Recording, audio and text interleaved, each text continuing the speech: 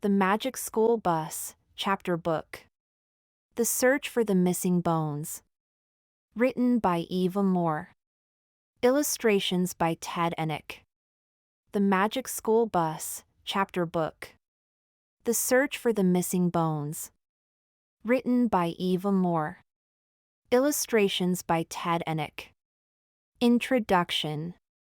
My name is Dorothy and D.A. for short. I am one of the kids in Ms. Frizzle's class. Maybe you have heard of Ms. Frizzle. Sometimes we just call her the Frizz. She is a terrific teacher but strange. Her favorite subject is science, and she knows everything. She takes us on lots of field trips in the magic school business. Believe me, it's not called magic for nothing. We never know what's going to happen when we get on that bus. Miss Frizzle likes to surprise us, but we can usually tell when she is planning a special lesson. We just look at what she's wearing. Last Halloween, though, Miss Frizzle really did surprise us, and she had help from a bunch of ghosts. Does that sound impossible? Well, let me tell you what happened. Chapter 1. I'm going to be a vampire, Ralphie said. I'm going to be a mermaid, Wanda said. I'm going to be a bunch of grapes, Arnold said. What about you, D.A.? It's a secret, I said. I want to surprise everybody. We were talking about our costumes for Halloween. It was just a few days away, and we could hardly wait to get dressed up. Little did we know that all our plans were about to fly out the window. The adventure began when Miss Frizzle walked in wearing a dress with tiny bones all over it.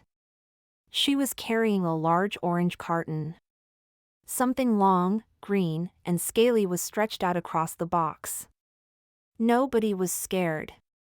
It was only Liz, Miss Frizzle's pet lizard. Good morning, class, the Frizz sang out. As you know, it's nearly Halloween. To celebrate, I thought we could have an early Halloween party this afternoon. But we don't have our costumes, Tim said. Not to worry, Tim. I have brought special costumes that will get us all in the mood, Ms. Frizzle said. Plus, these costumes are a perfect fit for our new science unit. I was curious about the new science unit. Science is one of my best subjects. I always carry a science notebook so I can write down all the facts I learn. I was curious about what was in the box, too. Liz had climbed off, and I could see big black letters across the top. Human's Costume Company made in USA class. We're about to get down to the bare bones. Ms. Frizzle announced. She opened the box and reached inside. As you can see, our new unit will be about skeletons, we all called out as she held up the neatest skeleton costume I had ever seen. Right you are, the Frizz said. There were more costumes in the box. Ms. Frizzle gave one to each of us. Without our skeletons, we'd be nothing but blobs. It's time we learned about what keeps us all in shape. The skeleton costumes were cool. They were full length, with feet. And the bones weren't just painted on, like the costumes you get in a store. They were made of shiny white vinyl material and were stuck onto the front and back of the black bodysuit with Velcro strips. There were separate gloves with hand bones attached. Miss Frizzle, being Miss Frizzle, had gotten a costume for herself and a special lizard skeleton suit for Liz. We all pulled on the costumes, and soon the room was full of walking, talking, laughing skeletons. Hey, Miss Frizzle, Ralphie said, there's something wrong with your skeleton. You don't have a backbone. And look at you, Ralphie, Phoebe said. You don't have hand bones. We started walking around looking at one another. There were bones missing from every costume. Tim didn't have his lower leg bones. Wanda didn't have foot bones. Keisha didn't have thigh bones. Carlos looked strange without upper arm bones. And Arnold was missing shoulder blades and collar bones. Phoebe's top half looked funny, she didn't seem to have any ribs. And when I looked at my forearms, they weren't there. There was nothing between my elbows and my hands. Ms. Frizzle was standing next to a chart of the human skeleton she had just put up. She said. I think Hugh Mann's costume company has some explaining to do. Our costumes should all look something like our friend Skinny here. As soon as we finish today's lesson, I think we'll take a little ride to the costume company and find out what happened. We learned some amazing facts about the bones of the human skeleton that afternoon. From the desk of Ms. Frizzle. Bones are big and small, strong and light. 1. The human skeleton is made of about 206 bones. Some are long, some short, some are flat, some curved, some are large, some tiny. Each one is the right size and shape for the special job that it does. 2. Our bones are hard and strong, but they are not heavy. They are so light that the skeleton is less than 1/5 of a person's total body weight. So, if you weigh 50 pounds, only about 10 of those pounds are your bones. Then Ms. Frizzle grabbed her keys. Okay, everybody, she announced, to the bus. We all piled into the magic school business. The bus had taken us on many wacky adventures, and somehow we knew this trip would not be an ordinary ride. Where is Hugh Mann's costume company? Arnold asked. Oh, the Frizz answered, it's just a quick flight to Skeleton City.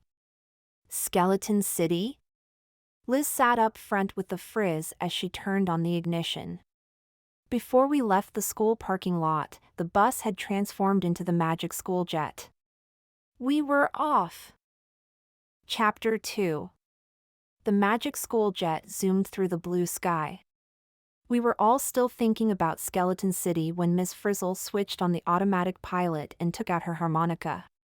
We need a rousing song, she said. How about the Ghost of John? Let's sing it as a round. Hit it! Tim began, and we each followed in turn. Have you seen the Ghost of John? Long white bones and the rest all gone. Oh, wouldn't it be chilly with no skin on? The magic school jet landed just as we finished the round, and the jet changed back to a bus. From the parking lot, we took a good look at the costume company. It looked like a spooky old castle. As we followed Miss Frizzle into the main office, something started to howl. Nobody at the factory seemed to notice the freaky howls except for us. Whatever it was, it howled 10 times and then stopped. All the factory employees just kept working. People were rushing around, pushing carts piled high with cartons or waving papers madly.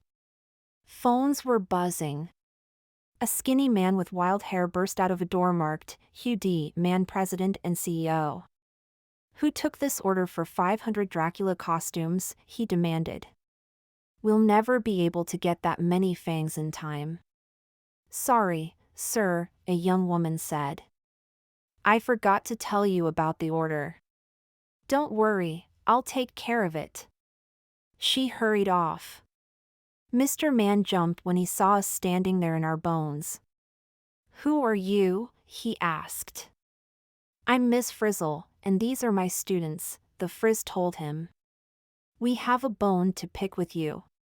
There's something wrong with all our costumes, as you can see. We want new ones, with the proper number of bones. Hugh Mann looked as if he were about to cry. Oh, dear, he said. I guess the workers tried to rush your order out and got a little careless. We've been so busy with Halloween right around the corner.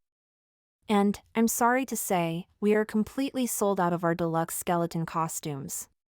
He thought for a minute. I can't spare any workers to fix your costumes right now, but I have an idea. There are a lot of extra bones in the stock rooms. Would you mind searching for the missing bones yourselves? I'll show you the way.